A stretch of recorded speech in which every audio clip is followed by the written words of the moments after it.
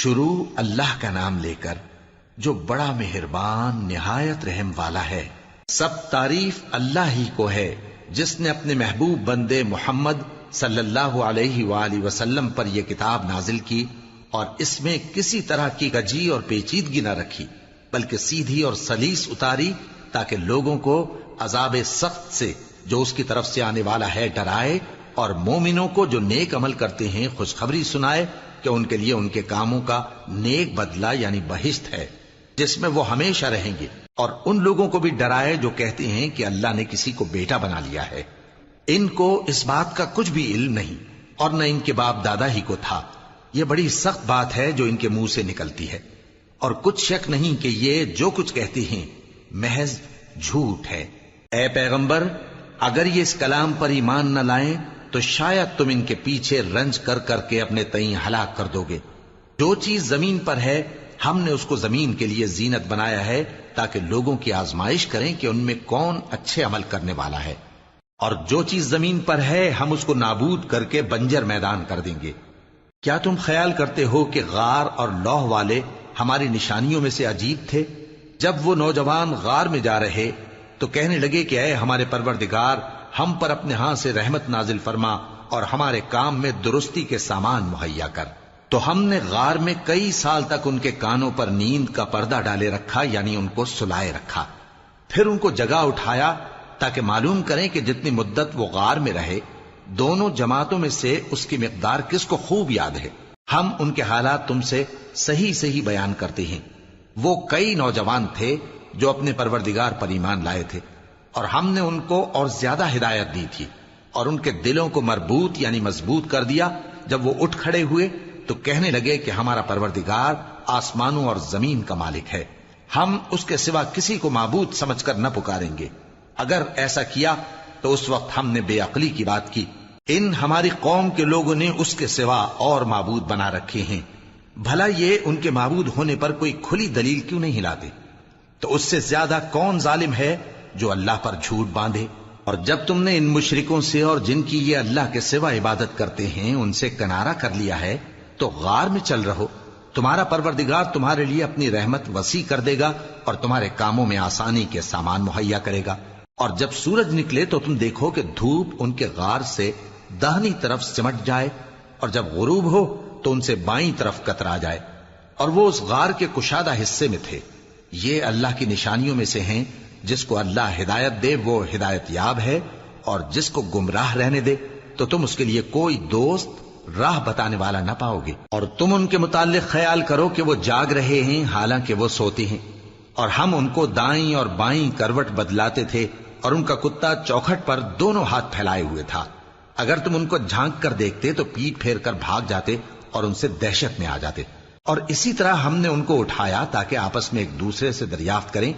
ایک کہنے والے نے کہا کہ تم یہاں کتنی مدت رہے؟ انہوں نے کہا کہ 1 دن یا اس سے بھی کم۔ انہوں نے کہا کہ جتنی مدت تم رہے ہو تمہارا پروردگار ہی اس کو خوب جانتا ہے، تو اپنے میں سے کسی کو یہ روپیہ دے کر شہر بھیجو، وہ دیکھے کہ نفیس کھانا کون سا ہے تو اس میں سے کھانا لے آئے، اور احتیاط سے آئے جائے اور تمہارا حال کسی کو نہ بتائے۔ اگر وہ تم پر دسترس پا لیں گے تو تمہیں سنسار کر دیں گے یا پھر اپنے مذہب میں داخل کر لیں گے، اور اس وقت تم کبھی فلاح نہیں پاؤ گے۔ اور اسی طرح ہم نے لوگوں کو ان کے حال سے خبردار کر دیا تاکہ وہ جانیں کہ اللہ کا وعدہ سچا ہے، اور یہ کہ قیامت جس کا وعدہ کیا جاتا ہے اس میں کچھ شک نہیں۔ اس وقت لوگ ان کے بارے میں باہم جھگڑنے لگے اور کہنے لگے کہ ان کے غار پر عمارت بنا دو۔ ان کا پروردگار ان کے حال سے خوب واقف ہے۔ جو لوگ ان کے معاملے میں غلبہ رکھتے تھے وہ کہنے لگے کہ ہم ان کے غار پر مسجد بنائیں گے۔ بعض لوگ اٹکل پچو کہیں گے کہ وہ 3 تھے اور چوتھا ان کا کتا تھا، اور بعض کہیں گے کہ وہ 5 تھے اور چھٹا ان کا کتا تھا، اور بعض کہیں گے کہ وہ 7 تھے اور 8واں ان کا کتا تھا۔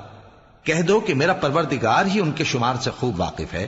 ان کو جانتے بھی ہیں تو تھوڑے ہی لوگ جانتے ہیں۔ تو تم ان کے معاملے میں بحث نہ کرنا مگر سرسری سی بحث، اور نہ ان کے بارے میں ان میں سے کسی سے کچھ دریافت ہی کرنا، اور کسی کام کی نسبت نہ کہنا کہ میں اسے کل کر دوں گا، مگر انشاءاللہ کہہ کر یعنی اگر اللہ چاہے تو کر دوں گا۔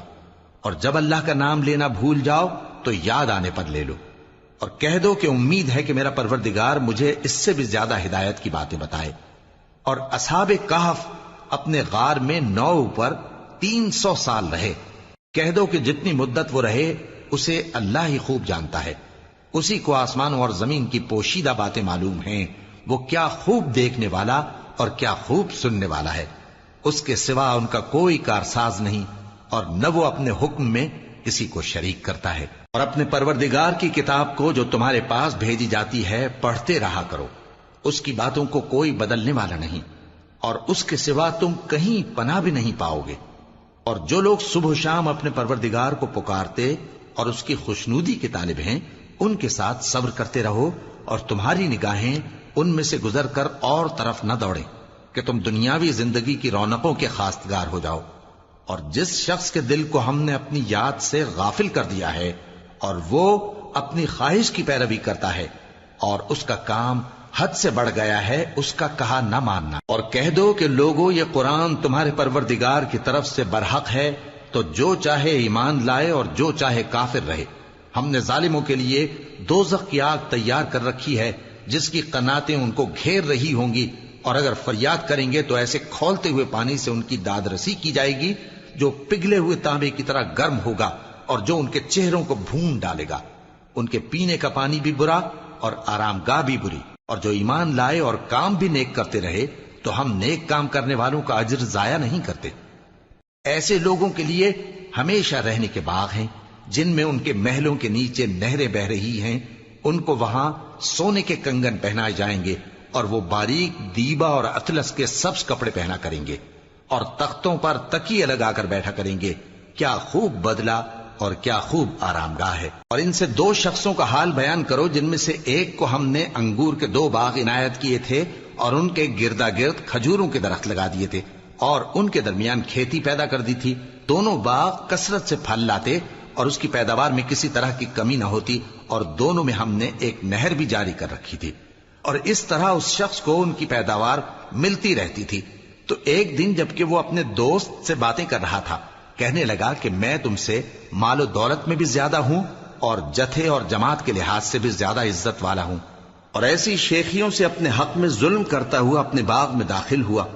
کہنے لگا کہ میں نہیں خیال کرتا کہ یہ باغ کبھی تباہ ہو، اور نہ خیال کرتا ہوں کہ قیامت برپا ہو،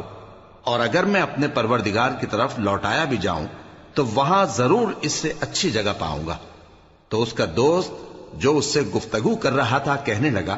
کہ کیا تم اس ذات سے کفر کرتے ہو جس نے تم کو مٹی سے پیدا کیا، پھر نطفے سے، پھر تمہیں پورا آدمی بنایا؟ مگر میں تو یہ کہتا ہوں کہ اللہ ہی میرا پروردگار ہے، اور میں اپنے پروردگار کے ساتھ کسی کو شریک نہیں کرتا۔ اور جب تم اپنے باغ میں داخل ہوئے تو تم نے ما شاء اللہ لا قوت الا باللہ کیوں نہ کہا؟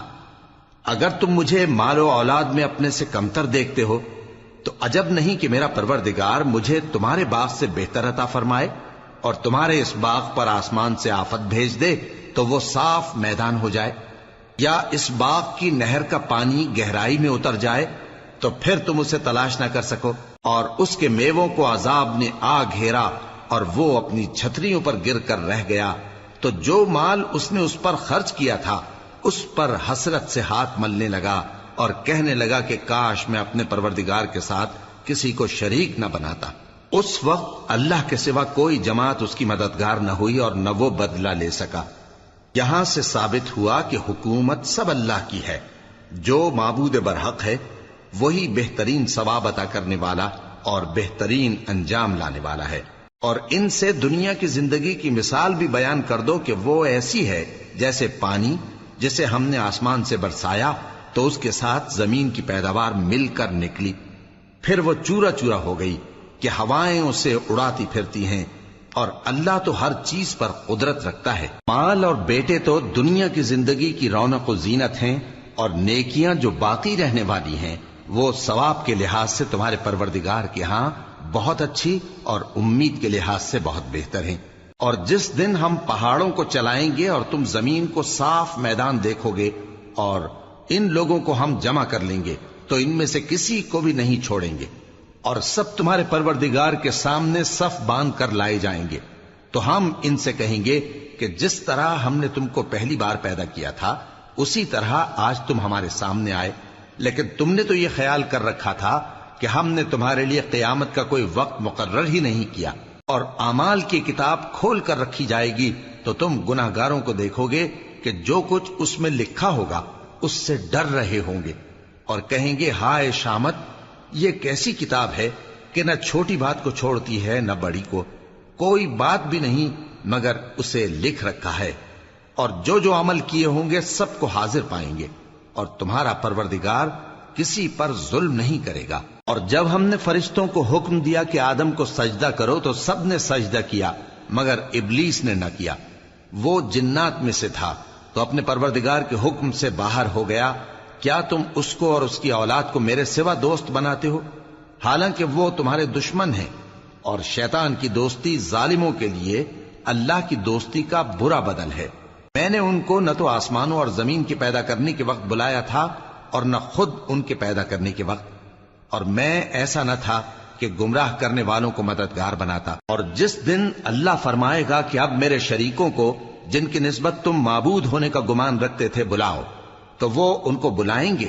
مگر وہ ان کو کچھ جواب نہ دیں گے، اور ہم ان کے درمیان ہلاکت کی ایک جگہ بنا دیں گے، اور گناہگار لوگ دوزخ کو دیکھیں گے تو یقین کر لیں گے کہ وہ اس میں پڑنے والے ہیں،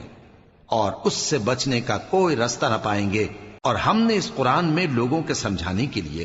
طرح طرح کی مثالیں بیان فرمائی ہیں، لیکن انسان سب چیزوں سے بڑھ کر جھگڑالو ہے۔ اور لوگوں کے پاس جب ہدایت آ گئی تو ان کو کس چیز نے منع کیا کہ ایمان لائیں اور اپنے پروردگار سے بخشش مانگیں، بجز اس کے کہ اس بات کے منتظر ہوں کہ انہیں بھی پہلوں کا سا معاملہ پیش آئے یا ان پر عذاب سامنے سے آ جائے۔ اور ہم جو پیغمبروں کو بھیجا کرتے ہیں تو صرف اس لیے کہ لوگوں کو اللہ کی نعمتوں کی خوشخبریاں سنائیں اور عذاب سے ڈرائیں، اور جو کافر ہیں وہ باطل کی مدد سے جھگڑا کرتے ہیں تاکہ اس سے حق کو پھسلا دیں، اور انہوں نے ہماری آیتوں کو اور جس چیز سے ان کو ڈرایا جاتا ہے اسے ہنسی بنا لیا ہے۔ اور اس سے بڑھ کر ظالم کون، جس کو اس کے پروردگار کی آیات کے ذریعے سمجھایا گیا تو اس نے ان سے منہ پھیر لیا، اور جو اعمال وہ آگے کر چکا اس کو بھول گیا۔ ہم نے ان کے دلوں پر پردے ڈال دیے کہ اسے سمجھ نہ سکیں، اور کانوں میں ثقل پیدا کر دیا ہے کہ سن نہ سکیں، اور اگر تم ان کو رستے کی طرف بلاؤ تو کبھی رستے پر نہ آئیں گے، اور تمہارا پروردگار بخشنے والا صاحب رحمت ہے۔ اگر وہ ان کے کرتوتوں پر ان کو پکڑنے لگے تو ان پر جھٹ عذاب بھیج دے، مگر ان کے لیے ایک وقت مقرر کر رکھا ہے کہ اس کے عذاب سے کوئی پناہ کی جگہ نہ پائیں گے۔ اور یہ بستیاں جو ویران پڑی ہیں، جب انہوں نے کفر کر کے ظلم کیا تو ہم نے ان کو تباہ کر دیا، اور ان کی تباہی کے لیے ایک وقت مقرر کر دیا تھا۔ اور جب موسیٰ نے اپنے شاگرد سے کہا کہ جب تک میں دو دریاؤں کے ملنے کی جگہ نہ پہنچ جاؤں ٹلنے کا نہیں، خاص صدیوں چلتا رہوں، پھر جب وہ دونوں ان دریاؤں کے سنگم پر پہنچے تو اپنی مچھلی بھول گئے، پھر اس مچھلی نے دریا میں سرنگ کی طرح اپنا رستہ بنا لیا۔ جب آگے چلے تو موسیٰ نے اپنے شاگرد سے کہا کہ ہمارا کھانا لاؤ، اس سفر سے ہم کو بہت تکان ہو گئی ہے۔ اس نے کہا کہ بھلا آپ نے دیکھا کہ جب ہم نے اس چٹان کے پاس آرام کیا تھا تو میں مچھلی وہیں بھول گیا، اور مجھے آپ سے اس کا ذکر کرنا شیطان نے بھلا دیا، اور اس مچھلی نے عجیب طرح سے دریا میں اپنا رستہ بنایا۔ موسیٰ نے کہا یہی تو وہ مقام ہے جسے ہم تلاش کرتے تھے، تو وہ اپنے پاؤں کے نشان دیکھتے دیکھتے لوٹ گئے۔ وہاں انہوں نے ہمارے بندوں میں سے ایک بندہ دیکھا جس کو ہم نے اپنے ہاتھ سے رحمت خاص سے نوازا تھا اور اپنے پاس سے ایک خاص علم بخشا تھا۔ موسیٰ نے ان سے جن کا نام خضر تھا کہا کہ جو علم اللہ کی طرف سے آپ کو سکھایا گیا ہے، اگر آپ اس میں سے مجھے کچھ بھلائی کی باتیں سکھائیں تو میں آپ کے ساتھ رہوں۔ خضر نے کہا کہ تم میرے ساتھ رہ کر صبر نہیں کر سکو گے، اور جس بات کی تمہیں خبر ہی نہیں اس پر صبر کر بھی کیسے سکتے ہو؟ موسیٰ نے کہا اللہ نے چاہا تو آپ مجھے صابر پائیے گا، اور میں آپ کے ارشاد کے خلاف نہیں کروں گا۔ خضر نے کہا اگر تم میرے ساتھ رہنا چاہو تو شرط یہ ہے مجھ سے کوئی بات نہ پوچھنا جب تک میں خود اس کا ذکر تم سے نہ کروں۔ تو دونوں چل پڑے، یہاں تک کہ جب کشتی میں سوار ہوئے تو خضر نے کشتی کو پھاڑ ڈالا۔ موسیٰ نے کہا کیا آپ نے اس کو اس لیے پھاڑا ہے کہ سواروں کو غرق کر دی؟ یہ تو آپ نے بڑی عجیب بات کی۔ خضر نے کہا کیا میں نے نہیں کہا تھا کہ تم میرے ساتھ صبر نہ کر سکو گے؟ موسیٰ نے کہا کہ جو بھول مجھ سے ہوئی اس پر مواخذہ نہ کیجیے اور میرے معاملے میں مجھ پر مشکل نہ ڈالیے۔ پھر دونوں چلے، یہاں تک کہ رستے میں ایک لڑکا ملا تو خضر نے اسے مار ڈالا۔ موسیٰ نے کہا کہ آپ نے ایک بے گناہ شخص کو ناحق بغیر قصاص کے مار ڈالا، یہ تو آپ نے بری بات کی۔ خضر نے کہا کیا میں نے نہیں کہا تھا کہ تم سے میرے ساتھ صبر نہیں ہو سکے گا؟ انہوں نے کہا کہ اگر میں اس کے بعد پھر کوئی بات پوچھوں یعنی اعتراض کروں تو مجھے اپنے ساتھ نہ رکھیے گا کہ آپ میری طرف سے عذر کے قبول کرنے میں حد کو پہنچ گئے ہیں۔ پھر دونوں چلے، یہاں تک کہ گاؤں والوں کے پاس پہنچے اور ان سے کھانا طلب کیا۔ انہوں نے ان کی ضیافت کرنے سے انکار کیا۔ پھر انہوں نے وہاں ایک دیوار دیکھی جو گرا چاہتی تھی تو خضر نے اس کو سیدھا کر دیا۔ موسیٰ نے کہا کہ اگر آپ چاہتے تو ان سے اس کا معاوضہ لے لیتے تاکہ کھانے کا کام چلتا۔ خضر نے کہا کہ اب مجھ میں اور تم میں علیحدگی، مگر جن باتوں پر تم صبر نہ کر سکے میں ان کا تمہیں بھید بتائے دیتا ہوں کہ وہ جو کشتی تھی غریب لوگوں کی تھی جو دریا میں محنت کر کے یعنی کشتیاں چلا کر گزارا کرتے تھے، اور ان کے سامنے کی طرف ایک بادشاہ تھا جو ہر اچھی کشتی کو زبردستی چھین لیتا تھا، تو میں نے چاہا کہ اسے عیبدار کر دوں تاکہ وہ اسے غصب نہ کر سکے۔ اور وہ جو لڑکا تھا اس کے ماں باپ دونوں مومن تھے، ہمیں اندیشہ ہوا کہ وہ بڑا ہو کر بد کردار ہوگا تو کہیں ان کو سرکشی اور کفر میں نہ پھنسا دے، تو ہم نے چاہا کہ ان کا پروردگار اس کی جگہ ان کو اور بچہ عطا فرمائے جو اخلاقی پاکیزگی میں بہتر اور محبت میں زیادہ قریب ہو۔ اور وہ جو دیوار تھی سو 2 یتیم لڑکوں کی تھی جو شہر میں رہتے تھے، اور اس کے نیچے ان کا خزانہ دفن تھا، اور ان کا باپ ایک نیک آدمی تھا۔ تو تمہارے پروردگار نے چاہا کہ وہ اپنی جوانی کو پہنچ جائیں اور پھر اپنا خزانہ نکالے۔ یہ تمہارے پروردگار کی مہربانی ہے، اور یہ کام میں نے اپنی طرف سے نہیں کیے،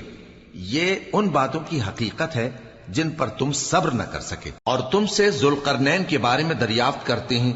کہہ دو کہ میں اس کا کسی قدر حال تمہیں پڑھ کر سناتا ہوں۔ ہم نے اس کو زمین میں بڑا اقتدار دیا تھا اور ہر طرح کا سامان اس کو عطا کیا تھا، تو اس نے ایک سفر کا سامان کیا، یہاں تک کہ جب سورج کے غروب ہونے کی جگہ پہنچا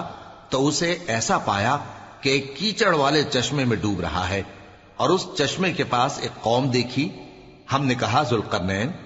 تم ان کو خواہ تکلیف دو خواہ ان کے بارے میں بھلائی اختیار کرو، دونوں باتوں کی تم کو قدرت ہے۔ ذوالقرنین نے کہا کہ جو کفر و بد کرداری سے ظلم کرے گا اسے ہم سزا دیں گے، پھر وہ اپنے پروردگار کی طرف لوٹایا جائے گا تو وہ بھی اسے بڑا عذاب دے گا، اور جو ایمان لائے گا اور عمل نیک کرے گا اس کے لیے بہت اچھا بدلہ ہے، اور ہم اپنے معاملے میں اس سے نرم بات کہیں گے۔ پھر اس نے ایک اور سامان سفر کیا، یہاں تک کہ سورج کے طلوع ہونے کے مقام پر پہنچا تو دیکھا کہ وہ ایسے لوگوں پر طلوع ہوتا ہے جن کے لیے ہم نے دھوپ سے بچاؤ کی کوئی اوٹ نہیں بنائی تھی۔ حقیقت یوں ہی تھی، اور جو کچھ اس کے پاس تھا ہم کو سب کی خبر تھی۔ پھر اس نے ایک اور سفر کا سامان کیا، یہاں تک کہ 2 اونچے سیدھے پہاڑوں کے درمیان پہنچا تو دیکھا کہ ان کے اس طرف کچھ لوگ ہیں کہ بات کو سمجھ نہیں سکتے۔ ان لوگوں نے کہا کہ اے ذوالقرنین، یاجوج اور ماجوج اس علاقے میں فساد کرتے رہتے ہیں، بھلا ہم آپ کے لیے خرچ کا انتظام کر دیں کہ آپ ہمارے اور ان کے درمیان ایک دیوار کھینچ دیں۔ ذوالقرنین نے کہا کہ خرچ کا جو مقدور اللہ نے مجھے بخشا ہے وہ بہت اچھا ہے، تم مجھے قوت بازو سے مدد دو، میں تمہارے اور ان کے درمیان ایک مضبوط رکاوٹ بنا دوں گا۔ تم لوہے کے بڑے بڑے تختے میرے پاس لاؤ۔ چنانچہ کام جاری کر دیا گیا، یہاں تک کہ جب اس نے دونوں پہاڑوں کے درمیان کا حصہ برابر کر دیا اور کہا کہ اب اسے دھوکو، یہاں تک کہ جب اس کو دھونک دھونک کر آگ کر دیا تو کہا کہ اب میرے پاس تانبا لاؤ کہ اس پر پگھلا کر ڈال دوں۔ پھر ان میں یہ قدرت نہ رہی کہ اس پر چڑھ سکیں، اور نہ یہ طاقت رہی کہ اس میں نقب لگا سکیں۔ بولا کہ یہ میرے پروردگار کی مہربانی ہے، پھر جب میرے پروردگار کا وعدہ آ پہنچے گا تو اس کو ڈھا کر ہموار کر دے گا، اور میرے پروردگار کا وعدہ سچا ہے۔ اس روز ہم ان کو چھوڑ دیں گے کہ روئے زمین پر پھیل کر ایک دوسرے میں گھس جائیں گے، اور سور پھونکا جائے گا تو ہم سب کو جمع کر لیں گے، اور اس روز ہم جہنم کو کافروں کے سامنے لائیں گے جن کی آنکھیں میری یاد سے پردے میں تھیں اور وہ سننے کی طاقت نہیں رکھتے تھے۔ اب کیا کافر یہ خیال کرتے ہیں کہ وہ میرے بندوں کو میرے سوا اپنا کارساز بنائیں گے تو میں خفا نہیں ہوں گا؟ ہم نے ایسے کافروں کے لیے جہنم کی مہمانی تیار کر رکھی ہے۔ کہہ دو کہ ہم تمہیں ایسے لوگ بتائیں جو اعمال کے لحاظ سے بڑے نقصان میں ہیں؟ یہ وہ لوگ ہیں جن کی دوڑ دھوپ دنیا کی زندگی میں برباد ہو گئی اور وہ یہ سمجھے ہوئے ہیں کہ وہ اچھے کام کر رہے ہیں۔ یہ وہ لوگ ہیں جنہوں نے اپنے پروردگار کی آیتوں کو نہ مانا اور اس کے سامنے جانے سے انکار کیا،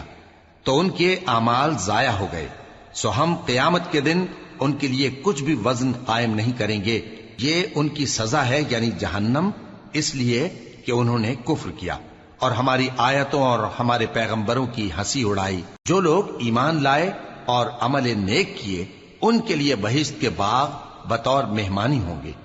ہمیشہ ان میں رہیں گے اور وہاں سے مکان بدلنا نہ چاہیں گے۔ کہہ دو کہ اگر سمندر میرے پروردگار کی باتوں کے لکھنے کے لیے روشنائی ہو تو قبل اس کے کہ میرے پروردگار کی باتیں تمام ہوں سمندر ختم ہو جائے، اگرچہ ہم ویسا ہی اور اس کی مدد کو لائیں۔ کہہ دو کہ میں تمہاری طرح کا ایک بشر ہوں، البتہ میری طرف وہی آتی ہے کہ تمہارا معبود وہی ایک معبود ہے۔ تو جو شخص اپنے پروردگار سے ملنے کی امید رکھے چاہیے کہ عمل نیک کرے اور اپنے پروردگار کی عبادت میں کسی کو شریک نہ بنائے۔